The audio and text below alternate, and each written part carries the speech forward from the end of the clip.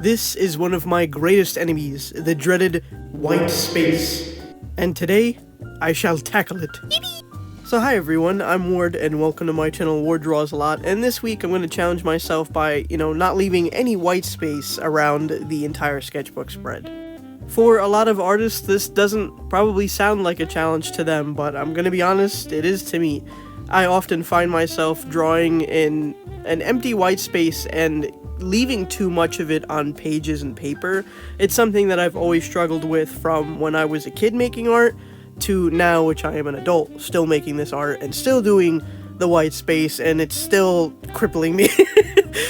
For some reason, white space is a very comforting space for me, where it's like I can just put anything on the page, but the problem is my brain is a little funny guy, alright? My brain is just a little silly guy up there who doesn't like a lot of things on one piece of paper, and I can't tell you why. I'm gonna be honest with you, I can't tell you why. What I can tell you is that every time I leave that space there, it feels like it looks cleaner and neater, and my brain likes that cleanness and neatness, but I'm starting to kind of regret that cleanness and neatness, because it's not maximizing its potential of a sketchbook spread or just like an entire piece. It's very much just a thing or a character on a piece of paper with very little to nothing in the background, and I think that it just has something to do with creating more backgrounds at the end of the day and trying to dive deeper into them. But it's a habit that I've carried ever since I was young, and it's just something that I have to break because I'm never going to get any better if I don't. The thing that really prompted this for me to try and do this challenge for myself is, well, I look at a lot of art, okay, from YouTube, from Insta, and I see a lot of things in common with people who do these sketchbook spreads or who create their art in all its glory. And I noticed that they fill it up, every corner, they take advantage of that white space on the paper or on the screen, and they fill it up, and they fill it up with different things. It doesn't necessarily even have to be just the background. It could be multiple pictures of a character, or items that the character uses, or just different elements, outfits, pets, anything. And I don't see myself doing that. I genuinely have only recently tried to even start doing proper backgrounds and filling up the pages as much as I can.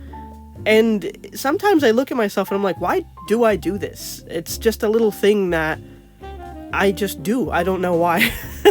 In fact, it used to be a commentary that I need to fill up the page more. Whenever I was younger and my art teachers would look at my works, or even in college, the professors would say the same thing, that I need to take advantage of the space more, but I don't know how to do that.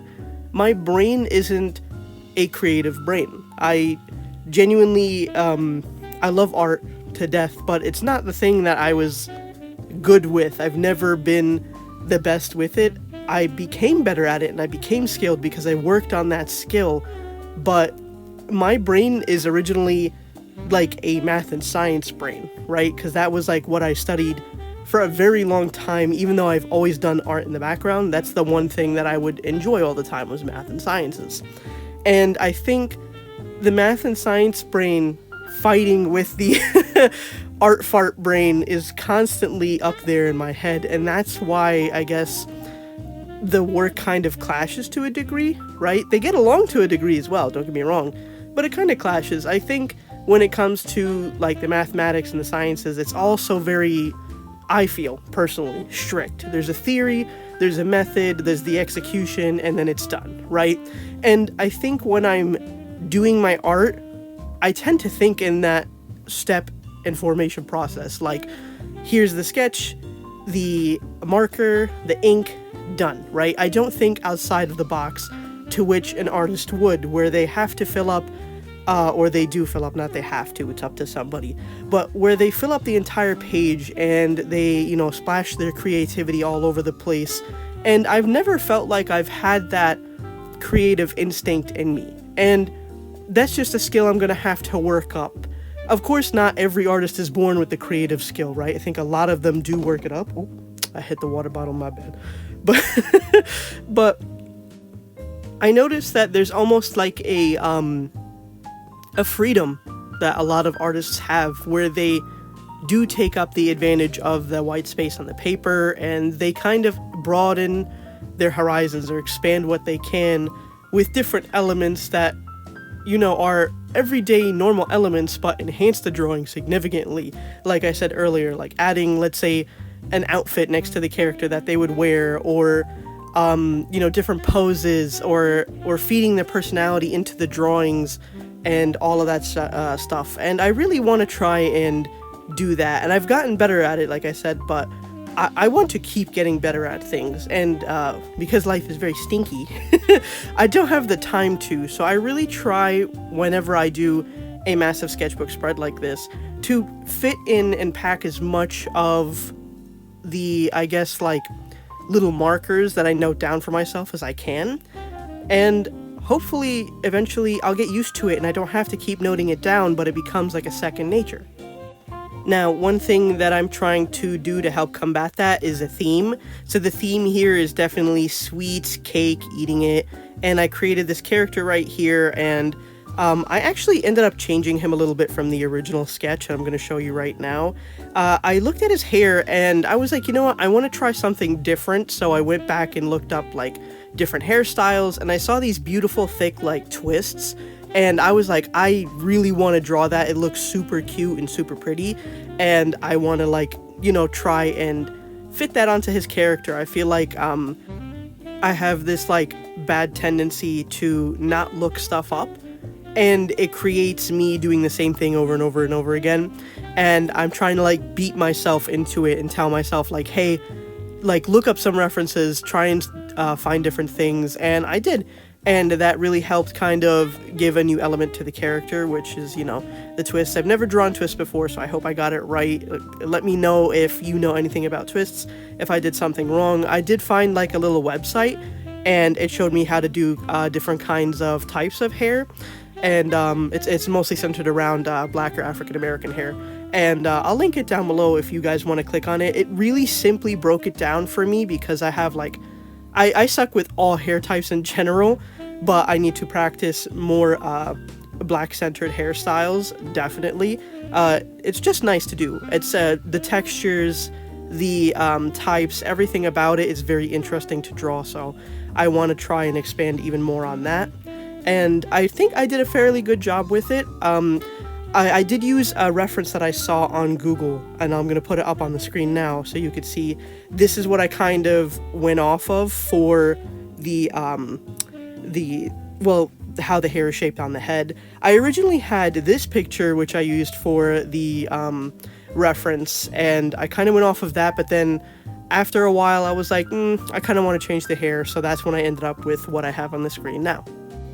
So going back to the theme, right, so I decided to do, like, a character who likes sweets, baking them, eating them, and I really thought that that would kind of help me push a little bit of a background in mind, where I have, like, a certain color kind of coded theme going on here, and, like, something to focus on.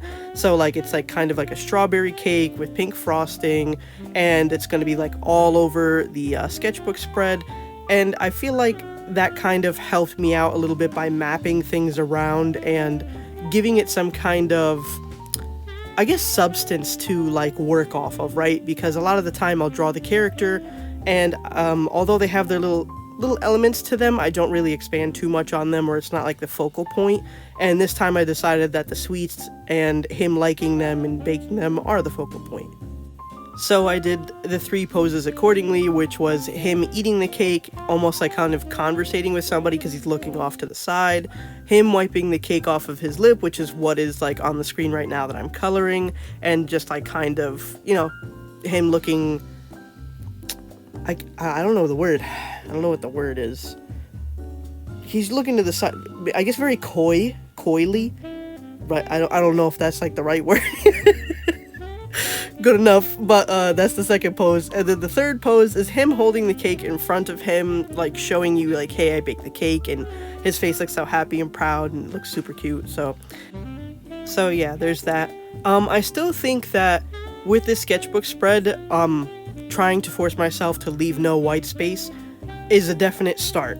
Eventually I'll get to the point where I see like all these cool sketchbook spreads like on YouTube or on Insta, or like just like these completed pieces where there are multiple elements going on the page, and it's still cohesive and it's still readable. My problem is I truly think that if I went and did all the different poses and all these different techniques and everything, that it wouldn't be readable anymore. And it's because my brain looks at an image and I become overwhelmed and cluttered very easily. And I think that's why I do so much white space and leaving the character in that kind of existence is because my brain is like, here is the center, this is the character, this is what I should be looking at. And I do like that, and that's what I do. But I also like the fact that I get to see all these other elements that people play with in their art, and I want to do the same thing.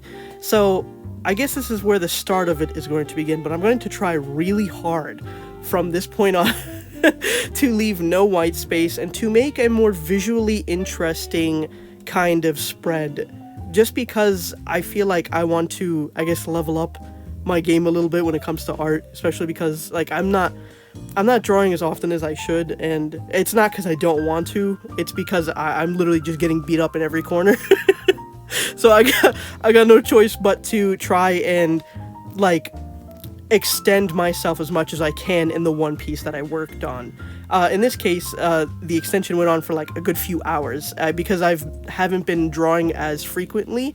I've been getting slower at doing artwork. So this sketchbook spread like this, for example, used to take me maybe about 1 hour and a half, 2 hours. Now, like, it expanded basically double the time. It took me 3 to 4 hours to complete this whole thing. I went pretty slow, and on top of that, I spread it out throughout the days. It's just been more difficult to try and sit down and work for a long period of time, especially because I'm that type of person who doesn't move until something is done. So to see that this is like a massive shift of where, oh, I'm taking more breaks and it's taking longer is kind of jarring to me. So it's a little off-putting. I'm not gonna lie, it's a little off-putting, but I think once things calm down, like especially because it's Ramadan right now, for those of you who probably know or don't know, and I cook every single day and it exhausts me, so my brain power has been at like -10.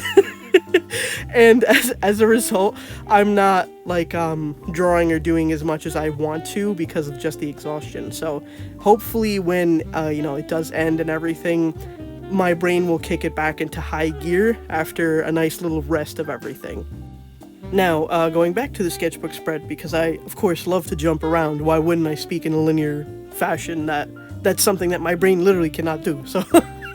So, for this third piece right here, I tried doing a little bit of perspective. Like I said, I'm trying to fit in different elements into, a drawing as much as I can because of, time constraints. So I'm trying to make sure I put in different elements as much as I can into the drawings and the spreads. Is it perfect? Absolutely not. I will never have good foreshortening or perspective, at least not for a very long time, especially with practice. But I feel like I did kind of create some illusion of it by, again, foreshortening the arms, bringing them forward and making them lighter, and then making the jacket part on the chest a little bit darker to kind of create that illusion. So I hope that kind of worked out a little bit.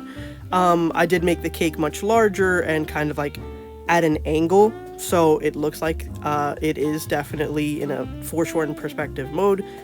When I went back and fixed the hair, or redid the hair, I should say, not fixed it, for the middle one, I also did it for this third one right here, and made it look a little bit closer to what his hair looks like in the middle. I liked that it kept the light color here. It was much easier to do than the first drawing, because after I did the first drawing, that's when I was like, oh hey, you know what, I want to change it to the twists. So I actually go back into the first drawing and try to fix it up as best as I can to show that, hey, they are twists now instead of what they were before.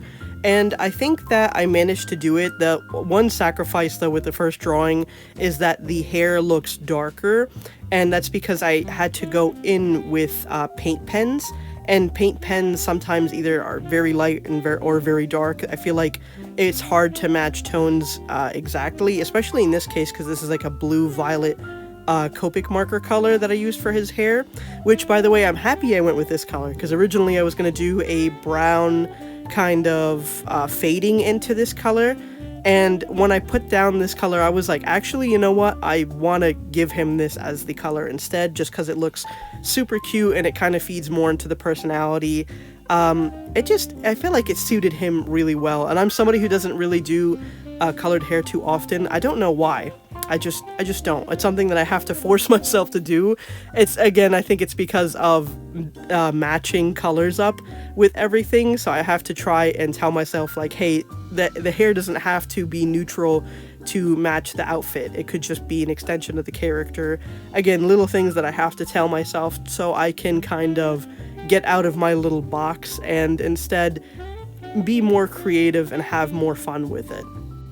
But after hours of drawing this, I think I succeeded in the no white space for the sketchbook spread. Of course, eyes and teeth don't count. Please don't eat me alive for that.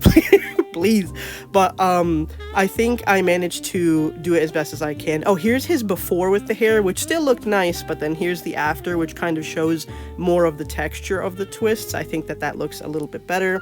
Of the 3 poses, I can't tell you which one I like the most. I really do like this middle one, especially because of the lips. Lips are one of my favorite things to draw, especially because I like doing the gradient on them, the gloss, and I think it just looks so nice. But yeah, I think I succeeded with it, and hopefully from here I can keep that up.